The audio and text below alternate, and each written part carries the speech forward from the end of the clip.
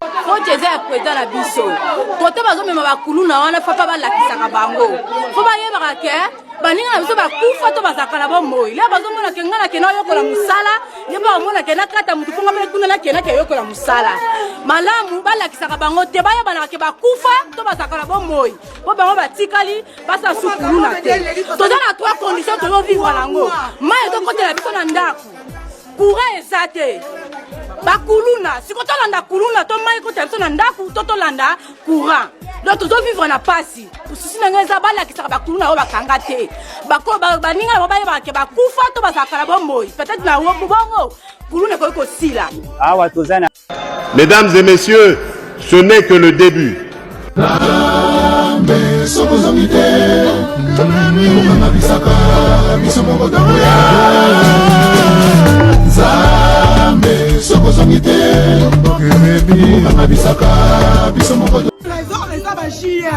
Bashia misok bazaki libanda na teni na ba arme ba ko kote la biso fina kata lupongo masaka na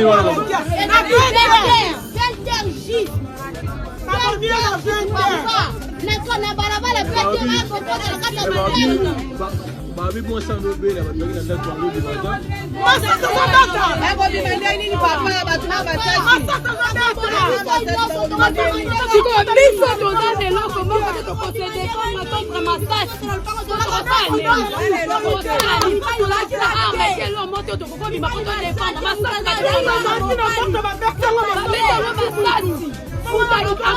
na maya moto na makila lisusu ya maya moto esangani azobaluka na makila moto pona le biso to ko bimandele nini parce que là mo ba na kata mwalu ba ta ke le pas on a ba ta ke belé ti mu da kufa to zana ka papa explication ezamoye na expliquer yo ezala ki ba 20 to côté la batele pour ekei to côté ma chambre il faut que tu tu na bambetu we ndoto oti ba coup de balle bandi ko beta biso ko to kata ezobeta libanda ya lopango okeza na kata lopango na biso moko ndezo beta bazo bomela biso mutu na biso na kata lopango na biso moko siko yebisa biso to ane lo te to ko se défendre contre ba masasi est-ce que tu donnes mundu que tu ko bima pour te défendre tu vas te défendre la nini papa devant munduki et en fait tu la kaba si ba ye moko bima la kaka ye n'importe pasteur et sili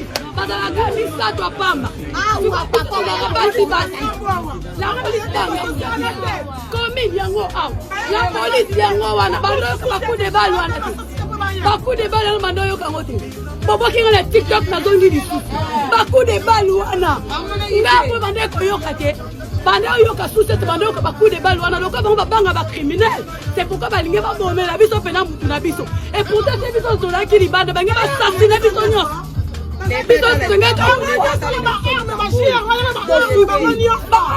aka on limita ko tuke Siban na ndoto mtuma. Tande tobali portail na biso lopa. Sura biso ba tutonga to bima. Toka to bundala bango na nini?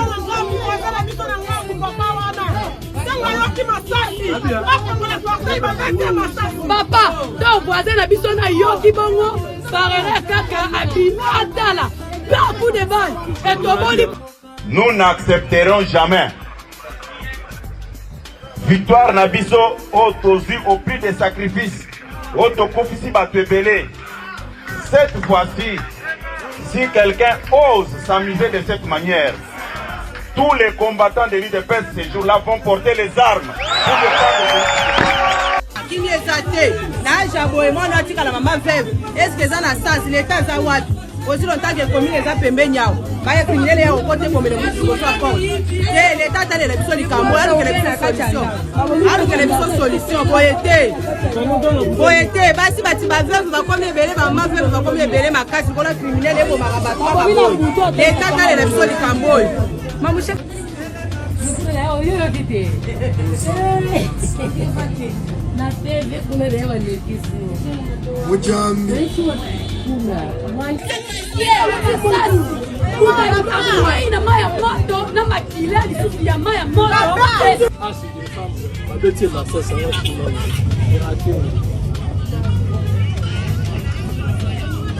papa moke papa. Papa il va me comme il fait ça boy. Bala to to zaki na biso na courant. So to na courant to na kana kata bandako.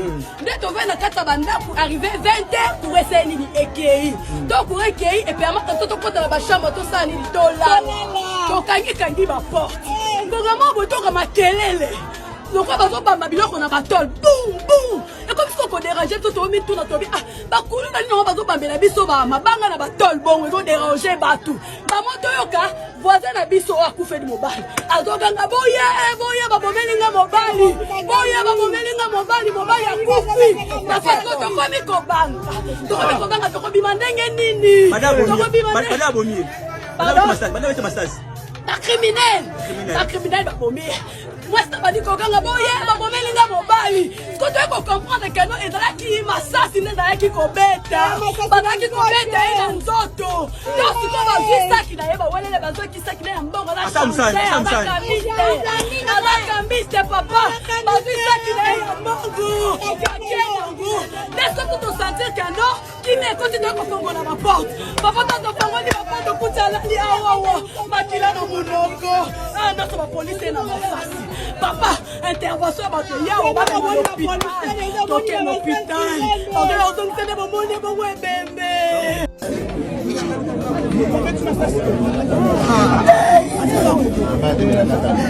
Ajanabe ambo ta commune ana. Dans l'embisa ba commune ko boma. Allo boma ba.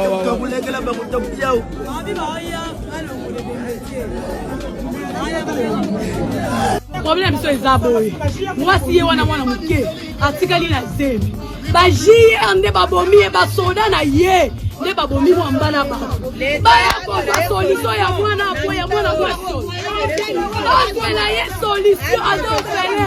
Ala papa te mama te famille te. Auta bujima ba daka ba mbala mbana. So na bidito mobala kupina ba solution. Ba soda nene babomi mwana mwasi wana ba ya ko za change azemi oyo baboko lango. Ba pese ba possibilité nyonso. Ba pese ba possibilité nyonso. Biso bisiko zali. Ya ko change a mwana mwasi oyo. Auta bujima ana ndekote. Ba daka ba mbala mobali. Dans le lobby. Papa, moi qui ai le côté, il y a quelqu'un qui est au salaire au belé. Ouais, pour ma solution,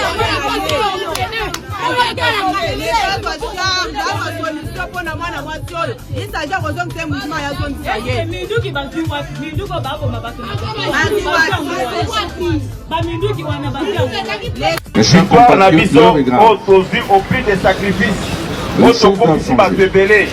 C'est impérativement changé. Il n'y a que 2, 3, 4 hommes qui peuvent faire changer les choses dans ce pays. Tous les combattants de l'UDPS ces jours-là vont porter les armes. Victoire Nabiso au prix des sacrifices. Cette fois-ci, si quelqu'un ose s'amuser de cette manière, tous les combattants de l'UDPS ces jours-là vont porter les armes.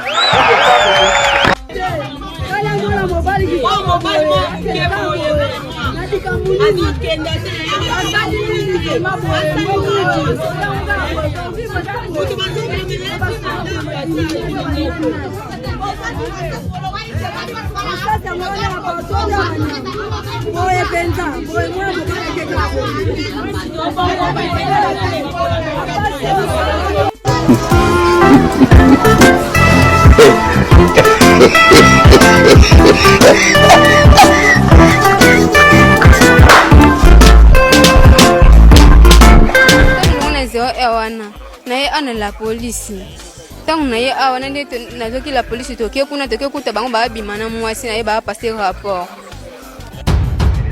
bengai abina kende atiki mbongo na lamba na kepe kuna na jimbongo na sepe wenze na lambi po ipsa ngana zele enu sokoya na zeli tangu na zeli bona taboye ba ina mwasi ne obabota na ye mwana tobota ne ya mwana kufa tukabana tito zala ka benga ngasuka benga na kei na lambi na poko na zongi na ngai alina tobo mwasi na ye obabota ne mwana bakabana de akatra de yango babeti mwasi ne wana aye tangu mwasi na ye abandika biloba loba nga na kena tu na yebo yena mutaka nga banji ko beta nga sima ko beta nga ya lobi na nga na kana ko kutu après moi sina ya azui na ko ya moi sina yende moi sina ya simba kinga maboko boye après ya banji ko bimananga moi sina mukolo nanga ata masinga maboko aleta mbasisi nde amula inde to mikie tanga sisi nde nande suba bandaki ko beta ngali tanga bamoni 0 beti nande batika kingali nande na yake omba moko banda 21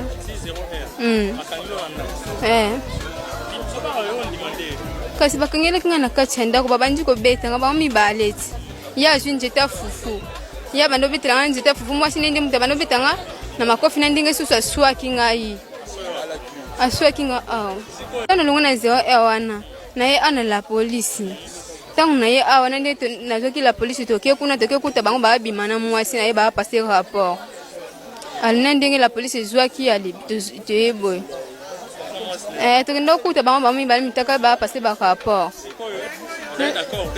d'accord te po soki aza mutu alingi mutu jamais po na benga ki yana bango atalisa ki yana bango na butu anta na tesa ki yana bango na ayebisi alobaki na ni na pekisa ka ye ba jewana na yebisa ke soka akekuta na mwana ye akuta na bango pa banoko atiki asa nini akeyendenge nini akekuta na bango pa banoko bandetongo pa ko yene su na ndoko bandu ko bimane su na misu ne pa bandu ko sala ba sentiment pa na yana bango azoki abenga ye boye ya boyi ko yambe na telefone te ane na kisite na yebi na ate mutema mutu nga yebi nde na bosa lobelo mo pona bako ni passé na ngai ekobanga na wanga itamina na salaka menatika na za musala so kubalingi phénomène balingi di mais pour finalement tout ba mikana to musala bana musala ya tika so bana na iba dongo problème si là qui vous avez pas d'aller à Bissoli Campo vous avez pas d'aller à Bissoli Campo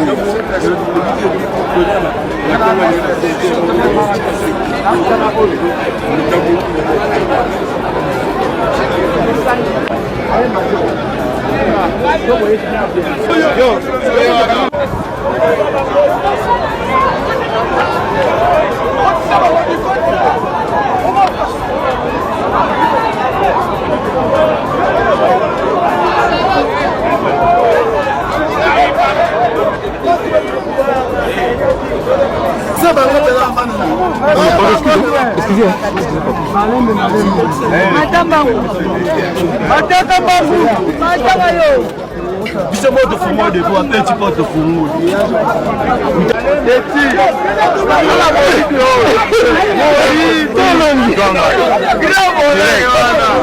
Direct.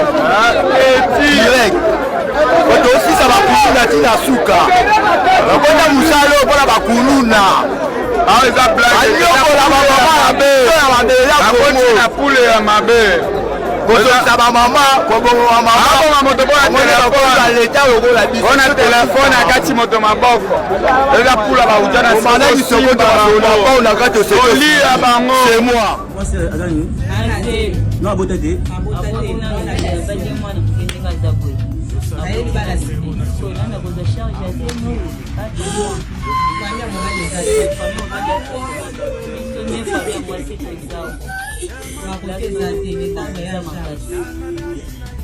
Tala nano ita mwasi mwana muke mobali pe mwana muke bayi ko meraka mobali mena ko tanda mwasi pa ni abangi pe tamu babeti bitesa kibuta ya kali mobali be ya miba de bayi ko beta pe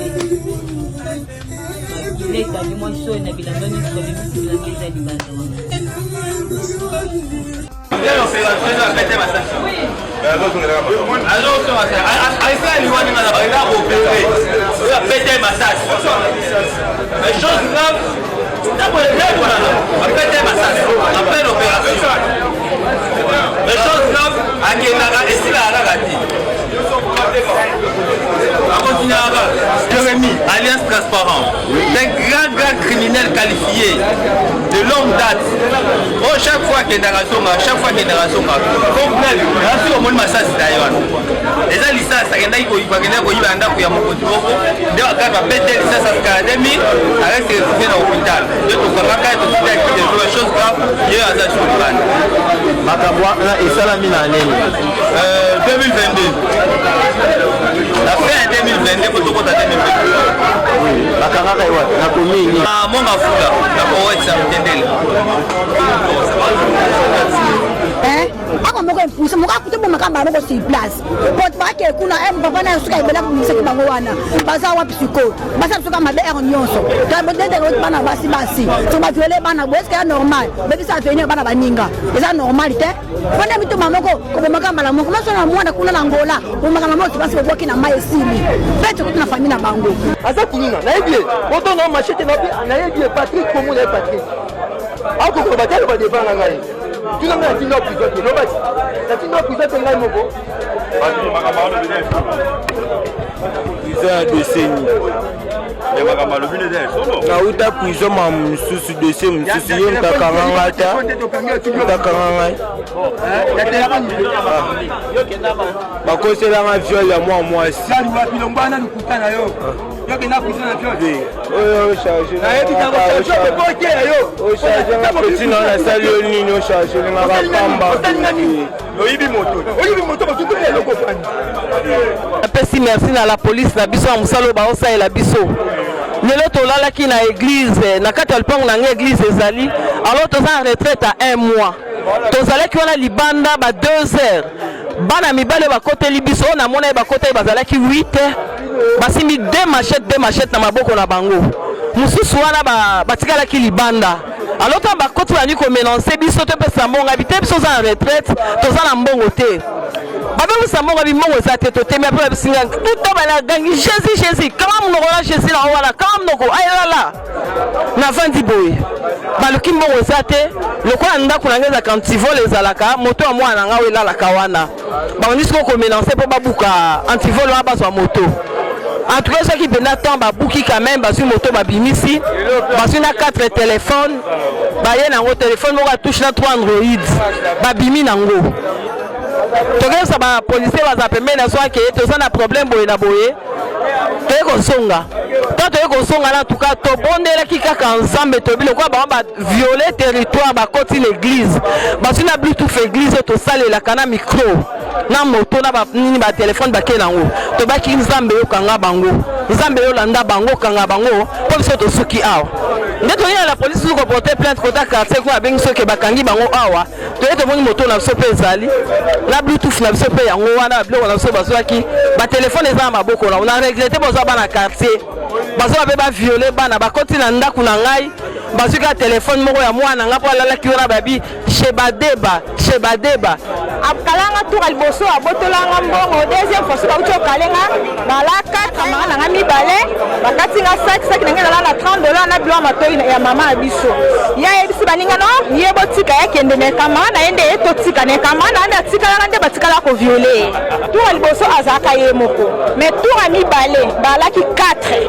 bango bazala na terminus mininga na bango moko aleka biso na station tozela moto ndakenda ayaka kobenga bango aya bengi bango ntongo baye moninga na ye C4 abimiseli nga mbeli atenga mbeli awa kati nga saki ezalaki na biloko matoi ya mama ya biso ezalaka na $30 nayebisi ndenge okati nga saki nanga kozwanga biloko eza kati te babi tokitela bango bakiti biso na veni ya bar ya évasion ntina chantier mo eza wana bango 4 moninga wana ayebisi bango bakabola dede balala biso ye aboyaka likambo olobela mpo tuka liboso na abotolanga biloko bandeko nanga bayebisa ye deja moni moto osali bango a grande sœur na biso deja se aboyaki abi te totika nzele yo kende me kobeta lisolo te nde siko to na mati na terminus nayoki pasi kamara nanga tikali tiba banzo osali makambo wana naza wana nzoka moninga tiakusayenga saki nanga deya sazwanga $30 na bilo ya matoi ayebisi ngo nazwika mbongo ya shimboki azwa tikenga ka 2000 francs na kati ti toya na mbudi ti bisodaki akenda kuta banga pleine scène eloko ebisa balinga babeta bango masasi me basotaka na mire mosusu. Oui, nous avons convoqué aujourd'hui une réunion avec le commandement de la police nationale congolaise et le commissariat provincial de la ville de Kinshasa avec tous les commandants des différentes communes. Il était important pour nous aujourd'hui d'évaluer l'action que la police nationale congolaise mène contre la lutte contre le banditisme et aussi la gestion de la question des embouteillages dans la ville de Kinshasa. Nous avons évalué les différentes opérations menées déjà à ce stade ici par la police nationale dans la ville-province qui est la ville pilote parce que ce phénomène de banditisme urbain concerne un bon nombre de nos grandes villes et un plan opérationnel a été mis sur pied depuis quelques mois et il nous fallait évaluer cela. L'évaluation a donné des résultats positifs, mais nous avons décidé avec le commandement général de la police de passer à l'étape supérieure. C'est ainsi qu'il a été institué l'opération Ndobo, qui est une opération qui consiste à maîtriser, à ce que la police puisse maîtriser les fauteurs de troubles, communément appelés Kuluna, et à les mettre rapidement à la disposition de la justice pour que, conformément à l'instruction nous donnée par le président de la République, ils soient mis à la disposition des audiences foraines qui vont s'organiser dans un cycle régulier de manière à ce qu'ils soient condamnés et qu'ils purgent leur peine de façon régulière. Donc ça, c'est la première disposition avec l'opération Ndobo qui va renforcer les capacités de la police nationale congolaise sur la gestion de la criminalité dans les milieux urbains. Cette opération Ndobo sera dupliquée dans les différents grands centres de grandes villes de la République, Lubumbashi, Matadi, Kisangani, Mbandaka, Goma aussi, qui connaît et qui subit ce phénomène de criminalité. Nous avons aussi évalué la question des embouteillages dans les grandes villes et surtout à Kinshasa qui compliquent et embêtent beaucoup nos concitoyens, surtout en cette période de fin d'année. Nous avons sollicité des rapports qui vont nous permettre à ce qu'au cours d'une réunion ministérielle en début de semaine prochaine, des options soient levées pour améliorer et renforcer la gestion des embouteillages.